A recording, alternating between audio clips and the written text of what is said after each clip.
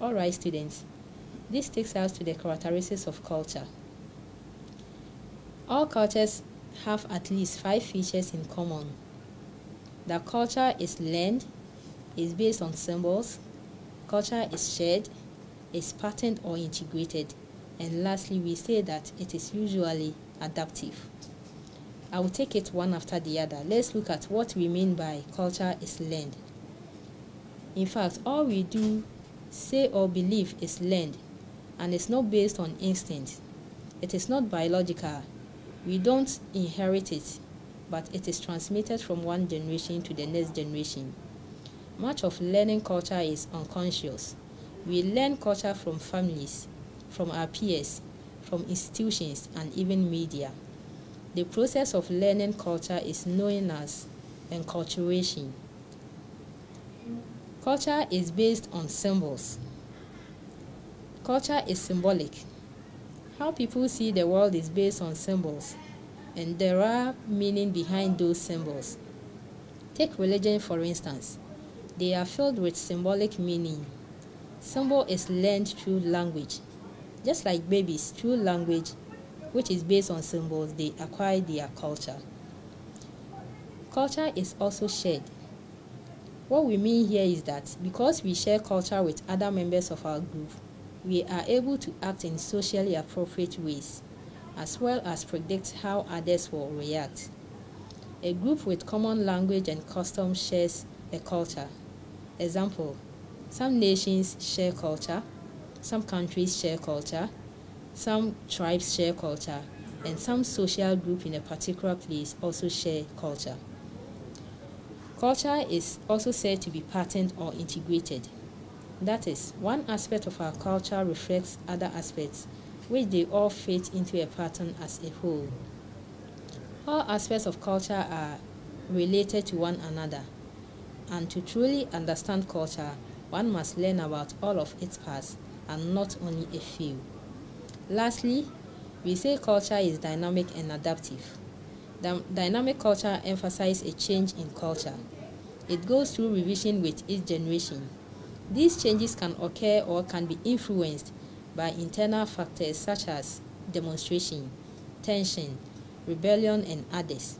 Or it still goes through changes in response to external factors such as media, technology advancement, globalization or modernization, cultural diffusion, cultural urbanization, discovery and innovations, religion and education. Because culture is adaptive and dynamic, once we recognize problems, culture can adapt again in a more positive way to find solutions. We adapt to our environments with tools, boats, houses, growing different foods in different climates. Now students, let's do a quick exercise. Look around you and identify some aspect of your culture that you think have gone through some changes. What do you think have influenced those changes to those aspects of culture? We want to quickly look at the functions of culture. And we say that culture shapes people's behavior. Culture provides the standards by which we evaluate others' behavior. It gives meaning to events or acts. It provides boundary for maintenance. Culture makes communication possible by means of language. Culture provides standards for differentiating right and wrong.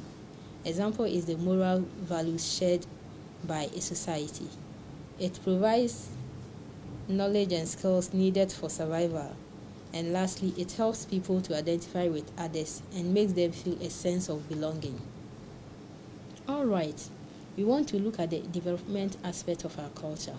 And we first take the definitions shared by other people. Development as a concept has been defined differently over the years. But simply put, it is progress and betterment of the human condition. According to Institute of African Studies and Contributors, 2013, page 139. UNDP 1997, page 14, defined development as the process of widening people's choices and the level of their well-being. These choices furthermore concern leading a long and healthy life, acquisition of knowledge, and access to the resources necessary for a decent standard of living. Anything and everything or any activity that can be said to contribute to the enhancement of individuals and communities can be said to be development. For example, land, capital, labor, and infrastructure are essential for development, and these are certainly economic. But equally important are law and order, existence of peace, civil liberties, as seen in political dimensions, and to the developmental life of people. Now, the concept of development.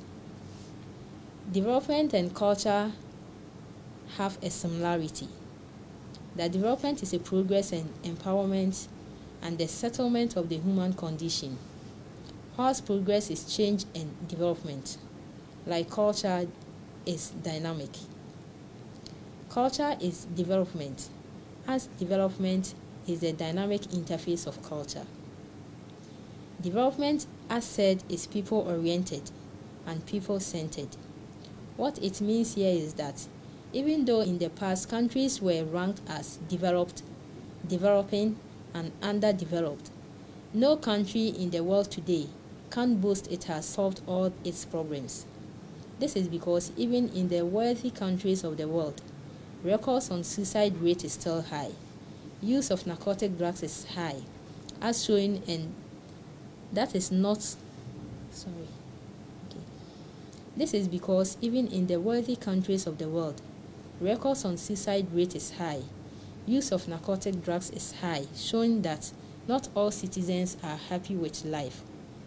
Africa, like any other continent, needs development, and not just any kind of development, rather a particular one that is tailored to suit people's requirements, circumstances, and media aspirations. This kind is cultured development, which should be culture specific, where considerations must be taken of the people's experiences, social and physical, spiritual environment, and generally their ways of life. Therefore, any development process that have any controversy with people's expectations and aspirations, then it will not mention continuity for long. Development and other aspects of our lives. Development takes into account many other aspects of people's life. These include environmental and health issues, cultural goals and objectives, which include the arts and aesthetics, education, information, and etc. Development is currently conceptualized. It aims at addressing all forms of weakness and deprivation, and this is an aim that culture also shares, even if there may not be readily available operational concepts. In Ghanaian language, for instance, the Akan concept of Ubuntu has been suggested. In fact, development in Africa continent must be concerned with the holistic dimensions of wealth and health, with poverty reduction, and generally with opportunity and well-being of the people and the community as a whole. Development goes along with a sense of self-assurance and confidence. Individuals must have confidence in themselves, their community, and their country. In Africa, colonization did much to undermine self-confidence, and legacy of reserve still exists and influences behavior and attitudes in many aspects of Africa.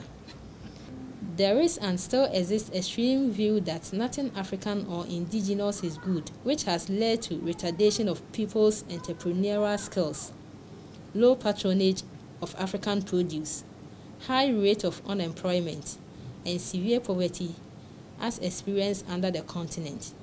But this must change. A great lesson should be learned at least. A great lesson should be learned from Japan, where much indigenous knowledge has been harnessed to make development possible. For instance, whilst Americans held the belief that big is better and beautiful, Japan's endorsed miniaturization, leading to the changes in the automobile and other industries we witness today. Development and westernization, another controversy. As the meaning of development shifts from concerns with economic indicators such as per capita incomes and the quantification of gadgetry to concerns about well-being, aspirations and freedoms for not only national states, but even more importantly for communities and individuals, for men and women, adults and children, handicapped people and non-handicapped people, the realization has dawned that development in the third world cannot be simply the imposition of westernization.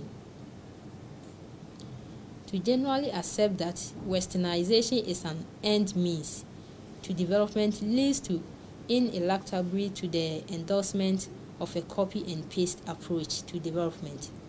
This is not to imply that it is wrong to adopt certain Western ideas or practices, but Africans must be circumspect enough to avoid the unhelpful or undesirable. African community has potential for communal labor mobilization. It could be used to provide social insurance or for the accumulation of capital for development. Alternative development is advocate for a form of social engineers, which identifies potentials and employs them for development. Therefore, African concept of re-examination application of indigenous ideas in the search for solutions to contemporary problems is pertinent for development.